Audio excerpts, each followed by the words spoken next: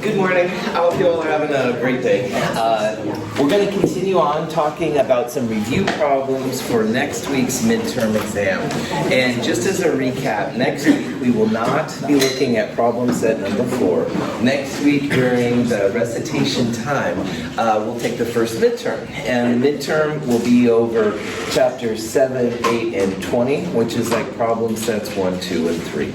And like we talked about this week and also a little bit on Wednesday, when you come to lab next week, bring these kind of special things.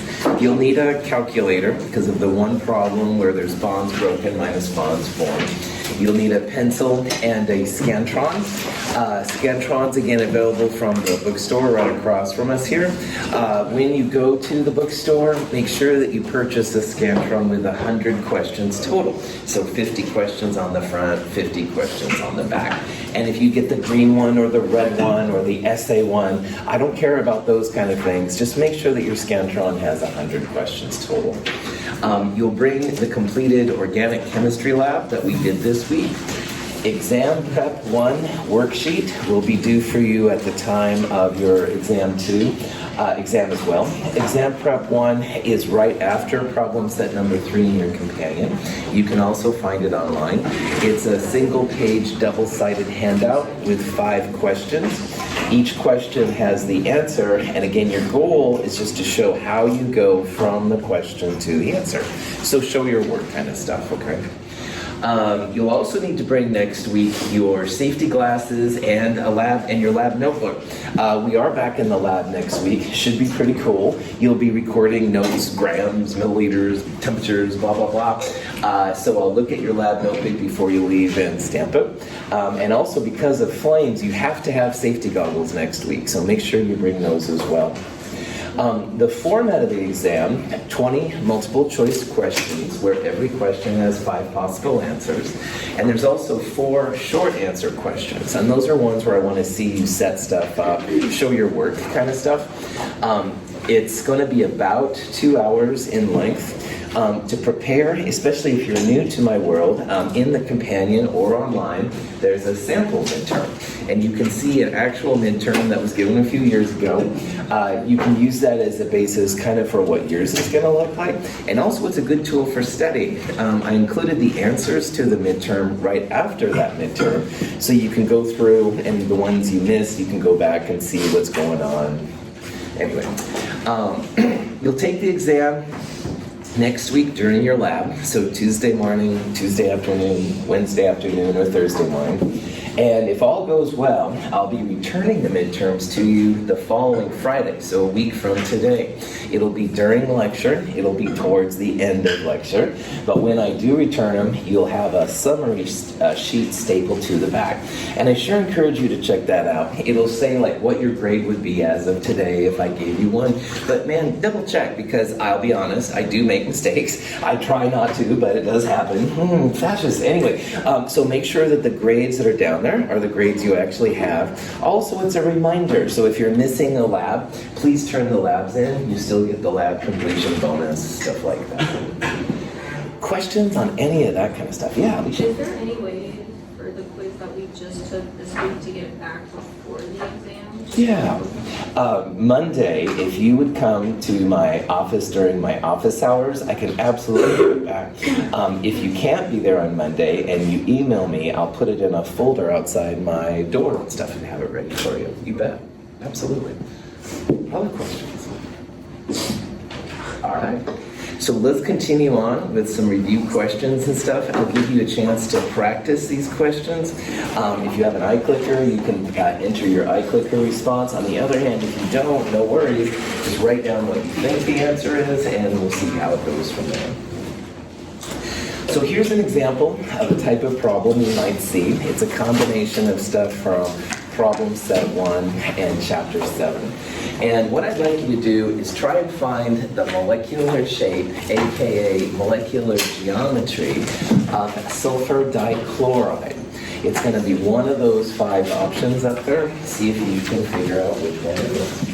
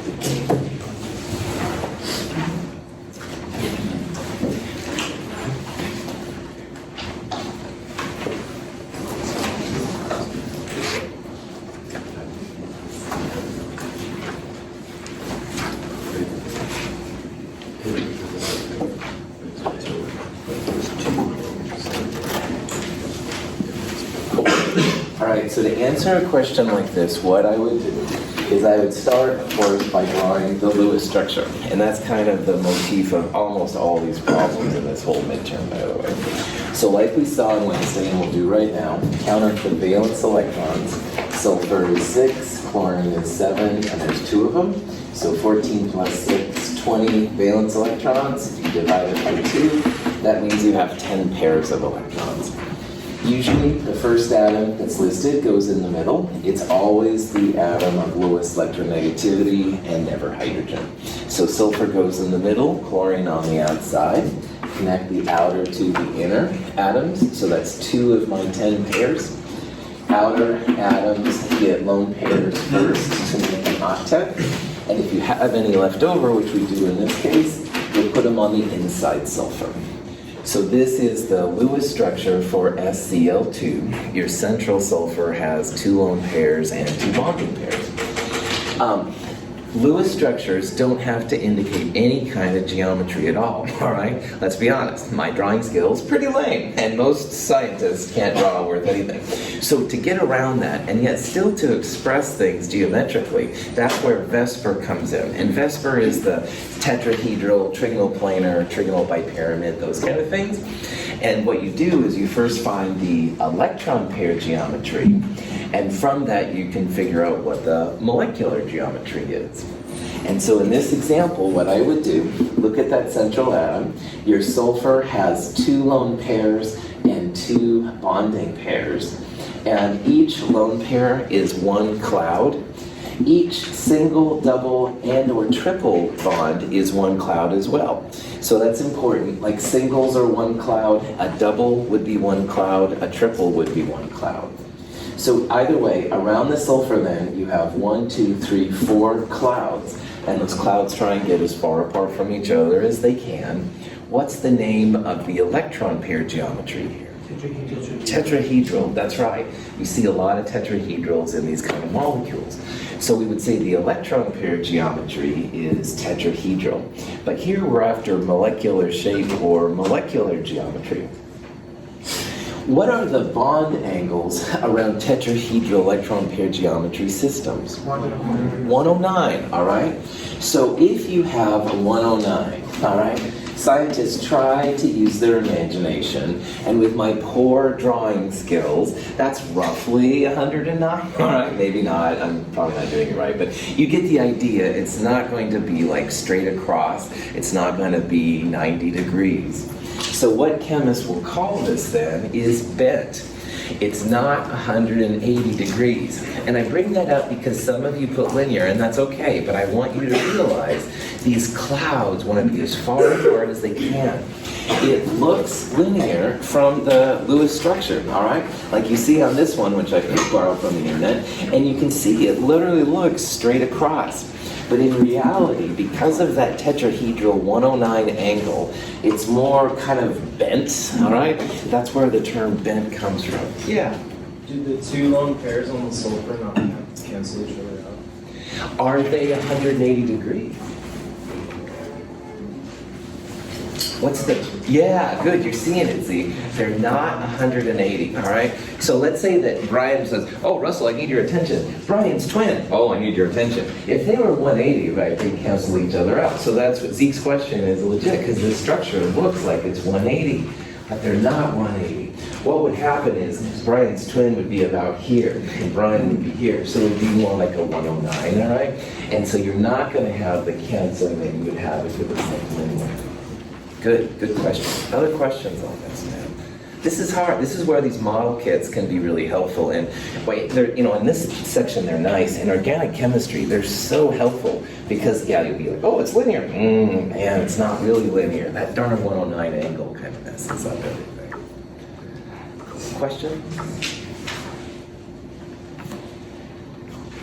IF2 minus 1 is another one of these molecules that you can do the same kind of process.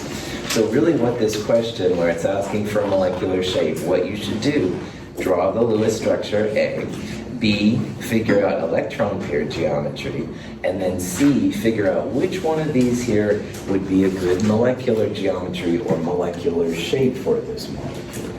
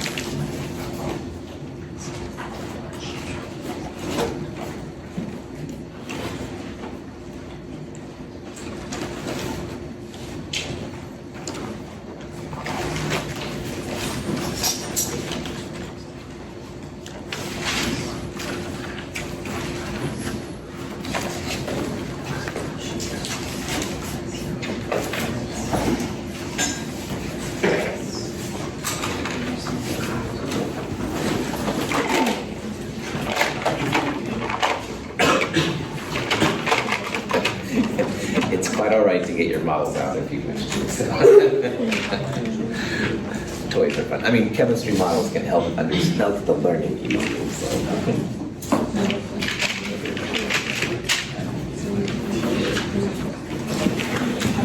All right, IF2 minus 1.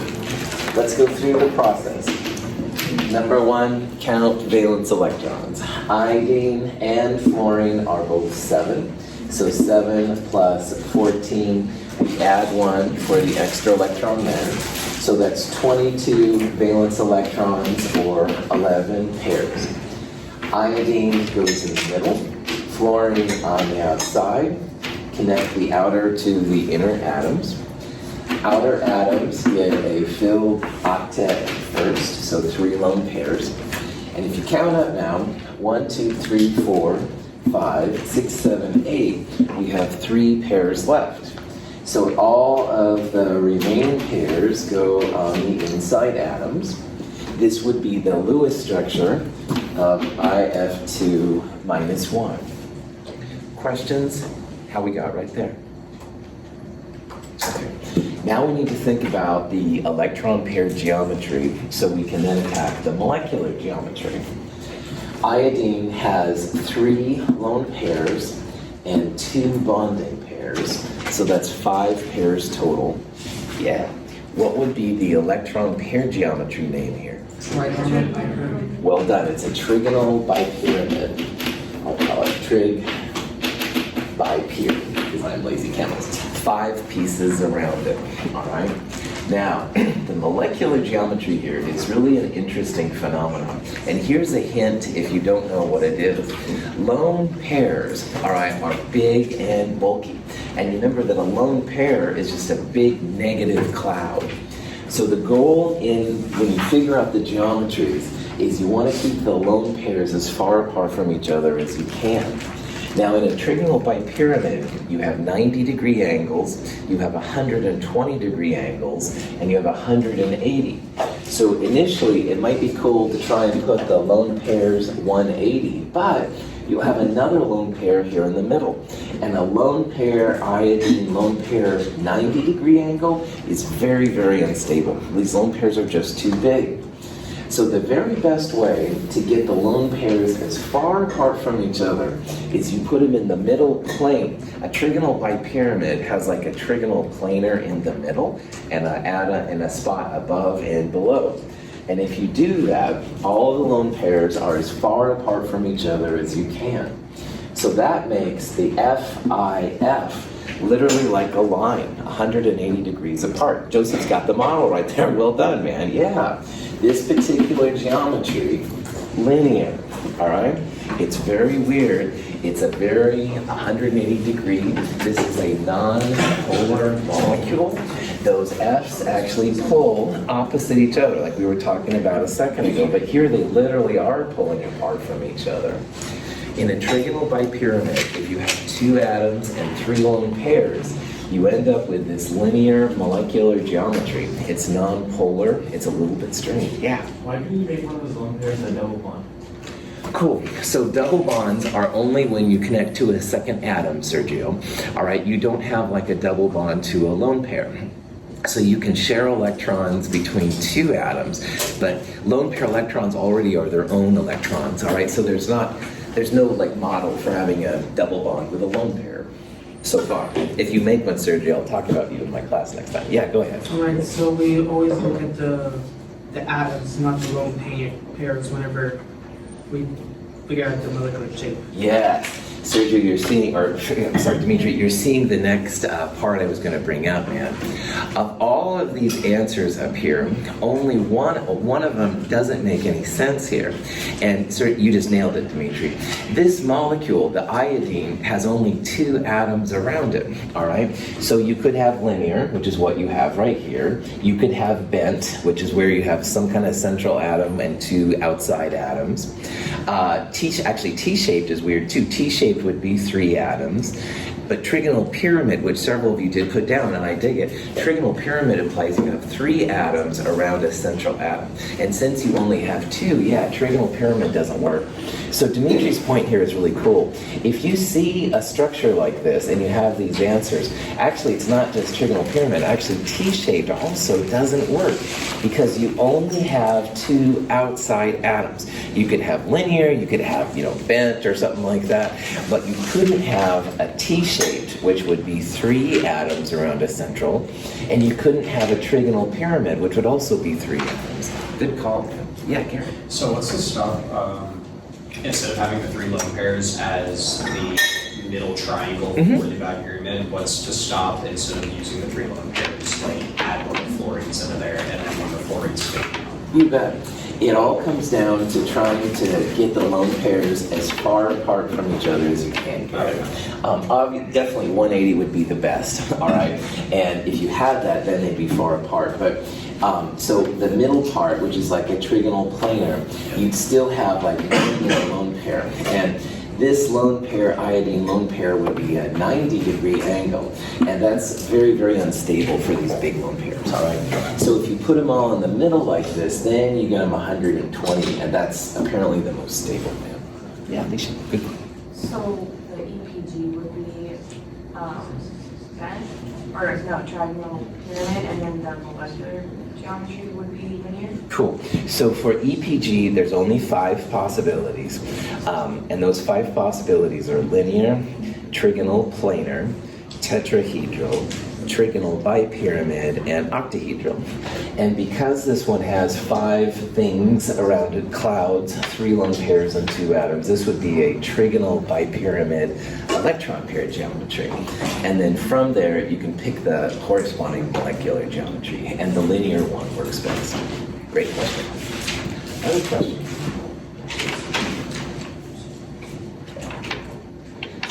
Bond angles become important. We're going to get into a section where polarity becomes important, and the bond angles will help us to figure out when things are polar, non-polar, stuff like that. So what I'd like you to try and do is figure out what the approximate carbon-carbon hydrogen bond angle is in acetylene.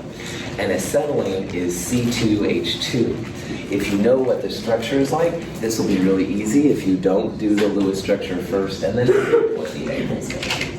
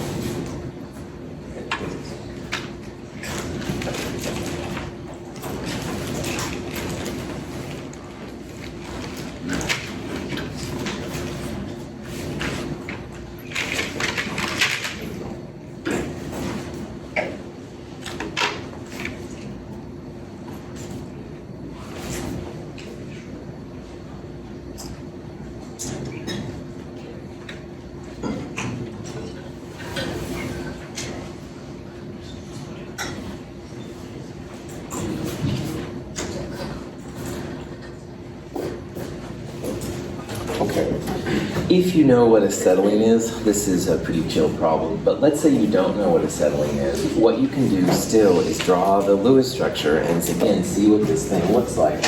So C2H2, carbon is 4 valence electrons and 2 of them. Hydrogen is 1 and there's 2 of those. So 10 electrons or 5 pairs. Remember, hydrogen can't go in the middle. So what I would do on a molecule like this is try to have a carbon-carbon bond. And we certainly have seen a lot of these this term, this week in the organic chemistry section. Connect all of the atoms together so they don't go flying off into space. So you can see that just by connecting them, I've used up 3 of my 5 pairs. Carbons here are unhappy. They only have 2 pairs and they want to have octets 4. So you can probably see then what you can do is if you make a triple bond between them, now your carbon has 4 pairs, 3 bonding pairs on this side and 1 bonding pair on that side. This compound, acetylene, has a formal name. Does anybody know what the formal name is? Ethyne. Yeah, that's close. That totally works for us. So yeah, well done. Ethyne. That's right. Ethyne is the official name. The YNE means it's an alkyne, and that just means it has a triple bond. So by hook or by crook, figure out that it's got a triple bond. Now, how many clouds of electrons do we have around this carbon? Is it 4 or is it 2? 2, well done. Please remember, a triple bond is like one big cloud. It's not 3 individual clouds, it's one big cloud. It's like the bread I brought when Dimitri was down here and I was making him do this kind of thing. It's the bread above and below, left and right, plus the meat in the middle of the sandwich. Anyway, 1 cloud, 2 clouds. What's the electron pair geometry around that carbon? Linear, that's right. And linear things truly are 180 degrees. So here's the Lewis structure, a little better than my version. The important thing here is that a triple bond is one big cloud. It's not 3 separate clouds. So all that 1 cloud and 1 cloud right there, CCH, 180 degrees. Yeah. When there's a triple or a double bond, it will always be linear. Cool.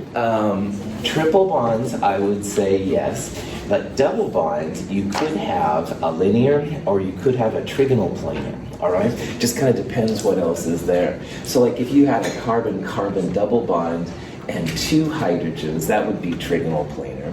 But you could have like carbon dioxide, where you'd have a C double bond O on the left and a C double bond O on the right. That would be linear. Kind of, it's going to be one of those 2. Sure. And to clarify, if I understand correctly, Yeah. the reason why you couldn't do a trigonal planar in this case is because it wouldn't be the most stable compared to doing linear with the hydrogens completely 180 degrees apart. That's right. Trigonal planar, you need a 3rd atom. All right, that's really what it comes down to around carbon. Well, So- I mean, like, what would, like, because could we technically, if we wanted to, it wouldn't be the most stable, but technically if we wanted to, could we put like a carbon in the middle and then put a triple bond carbon going off one of the sides and then having hydrogen at 120 degrees on the other side? So if I understand, you're going to have a carbon with 2 hydrogens? Yeah, 1 carbon with 2 hydrogens and then a carbon in the middle with a carbon coming off.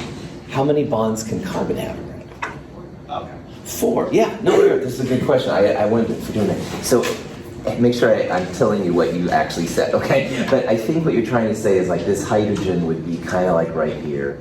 And again, carbon is so simple, Garrett, that it can only handle 4 bonds. So yeah, so if you have a triple bond, you literally have just space for 1 more, all right? Yeah. If this was silicon, those are kind of questions you could absolutely do, but not in this case. Good question. Yeah, Caleb. And a little thing to add to that, with 4 more charges, carbon also doesn't want to have like non-shared electron pairs either. Good. Good. Because then it doesn't get its octet and needs its 4 more charge. Well done.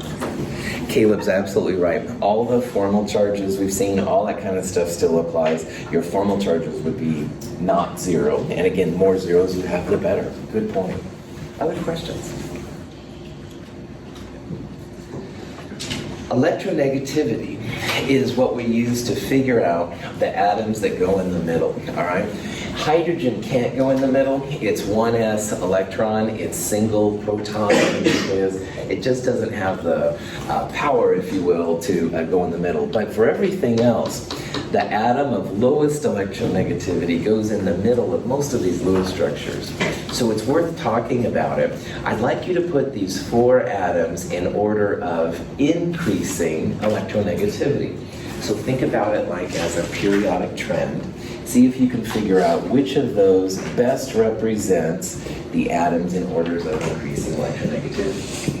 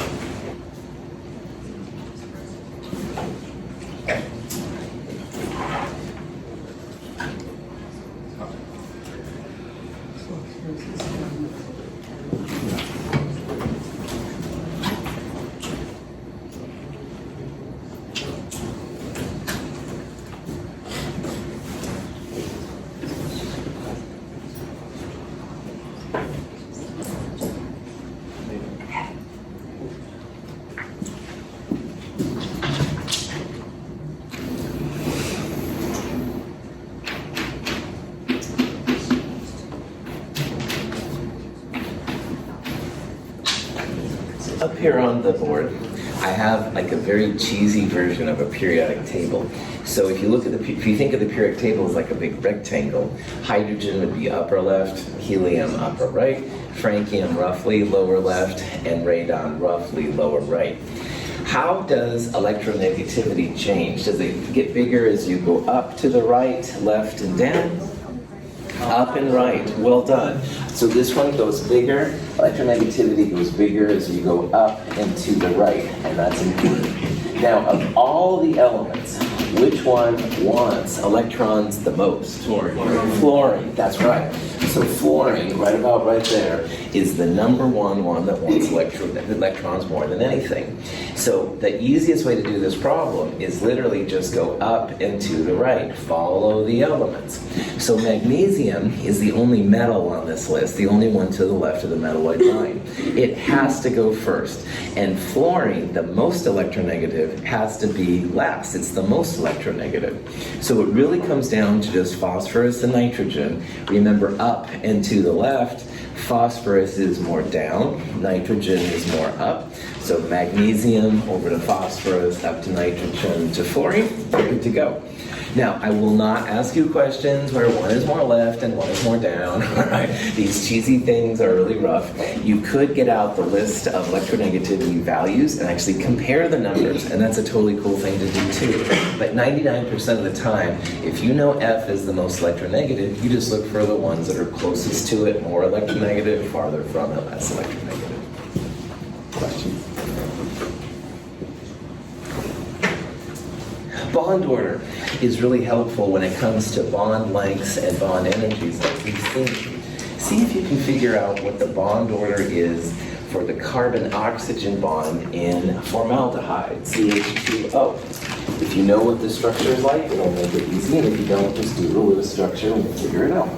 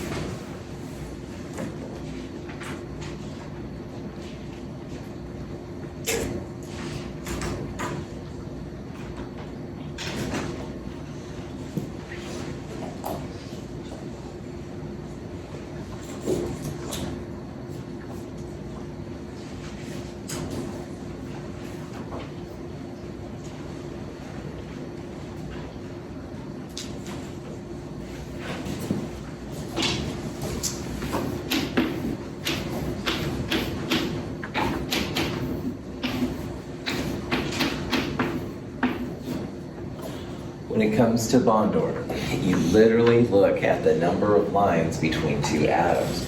And so in the first case up there, if you had a CO single, you'd say bond order 1. If you had a CO double bond, it would be bond order 2, 2 lines, bond order 2. And CO triple bond happens once in a while. If you see one of those, it would be a bond order of 3. To figure out what formaldehyde is, CH2O, remember that hydrogen can't go in the middle. Usually carbon, as we've seen, likes to go in the middle. So 4 valence electrons for carbon, hydrogen 1, and there's 2 of them, and 6 for the oxygen. That's 12 valence electrons, or 6 pairs. You've got to connect the outer to the inner. That's 3 of my 6 pairs. The last ones on the outside atoms first to give them an octet, and if there's any left over, put them on the inside.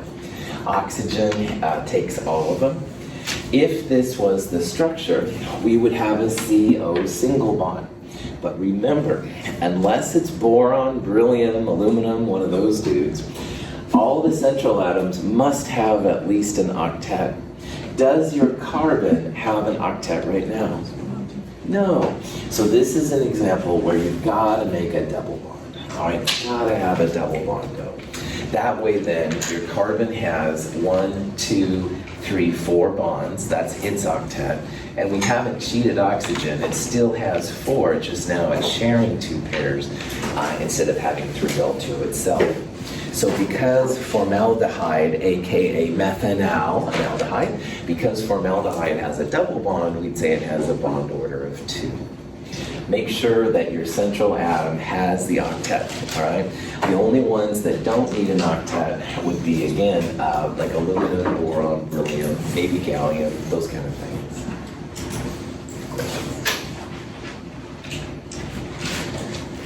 Formate is a similar kind of compound. Formate has a -1 charge to it.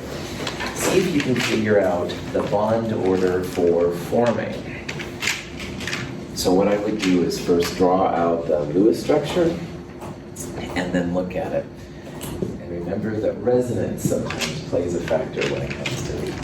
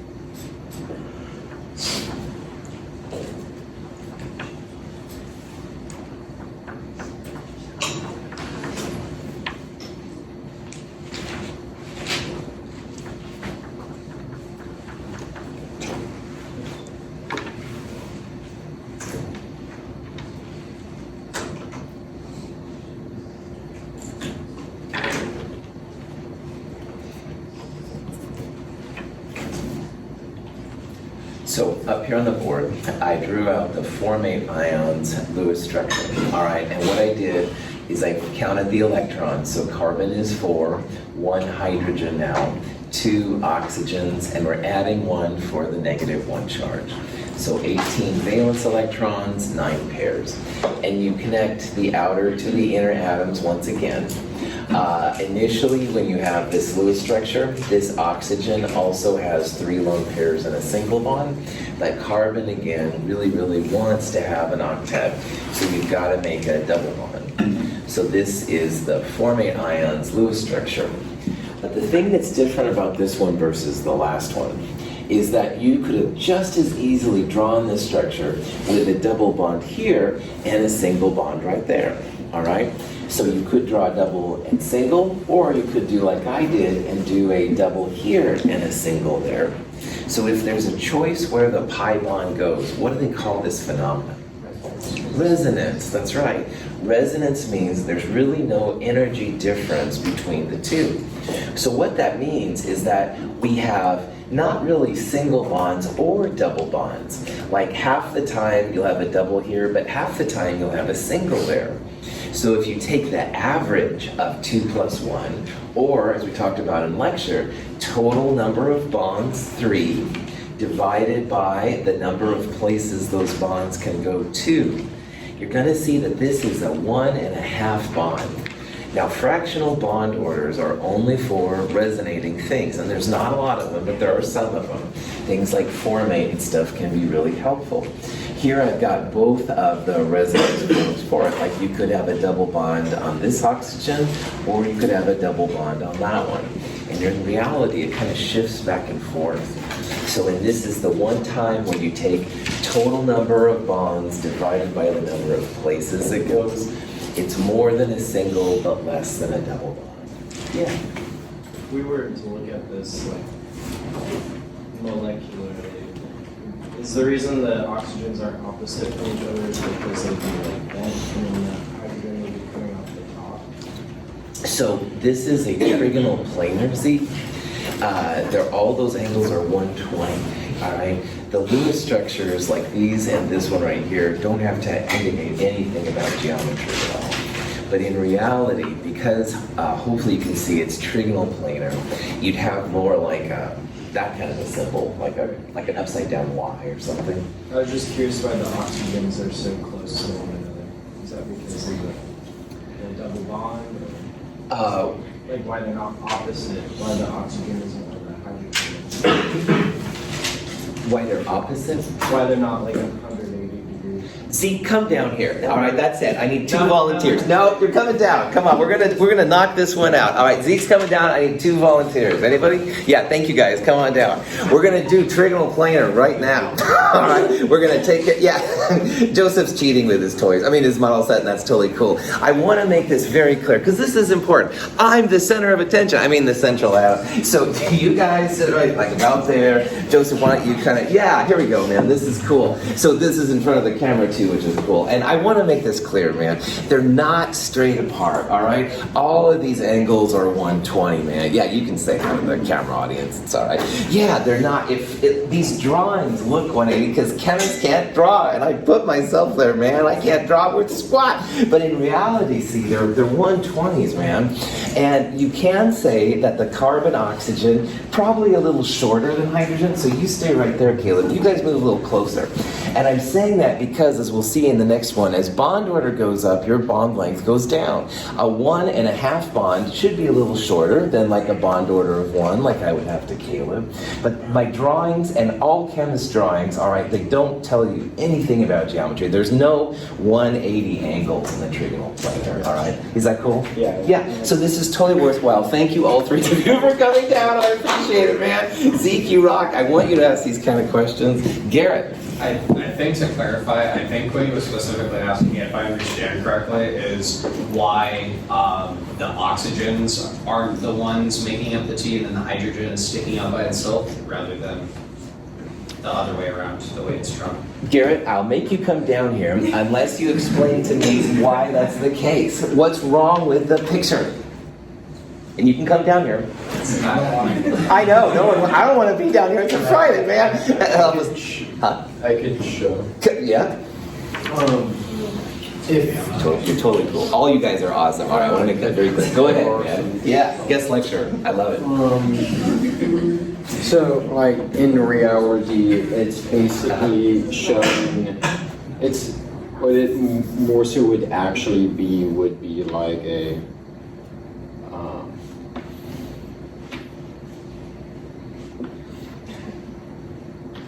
kind of like that shape. However, since chemists don't like drawing anything that's not a 90-degree angle, you see it as this rather than this, even though this is more accurate with how it actually looks. But we don't want to take out our little like, what are they, compasses and whatnot, to figure out the angles. So that's Good. Thank you, Caleb. basically what happened. Here's something else. If either of you drew this molecule with a double bond O, an O, and an H like this, I would give you credit for it, all right? Because Lewis structures don't have any information. This looks like it could be a trigonal pyramid or something like that, all right? These don't reflect the geometry at all right? And that's what I'm trying to get across, man. There's no 90s and 180s in any of these trigonal planars. They're all like these flat 120s and stuff. So the drawings are lame. The models that Joseph has and stuff are better. And it's really important that you start trying to visualize like how they all fit together. It's all about electrons trying to stay away from each other, all right? They want to be as far apart. And although you could get a 180, you'd still have a 90. And 2 90s is not as cool as 3 120s. So again, all of you, you rock. These are all good questions, man. This is time well spent. Other questions? I promise I won't bring anybody down here if you have a question to ask. Does that help? It's fun being a teacher on Sundays. Okay, this is a question we'll lead off with, all right? And this is just a question of the one time you're going to need a calculator. It's all about bonds broken minus bonds formed. You will have values like this, and I want you just to tell me what is the energy of this reaction. So what you want to do is you want to first draw the Lewis structures, and I will get you started up here on that part. Once you do that, bonds broken minus bonds formed means bonds of reactants minus bonds of products, all right? So if you know what these are, you can start. If you don't, I'm going to draw Lewis structures up here really fast for you. And you have half of that, and you have FF. You have 3 halves of this, and they're going to nitrogen trifluoride. So reactants and products, bonds broken means figure out all of these energies minus bonds formed minus these. 1/2 of the N2 plus 3 halves of the FF single. That's the bonds you're going to break. Minus the 3 NF bonds right there. See if you can figure out what this is.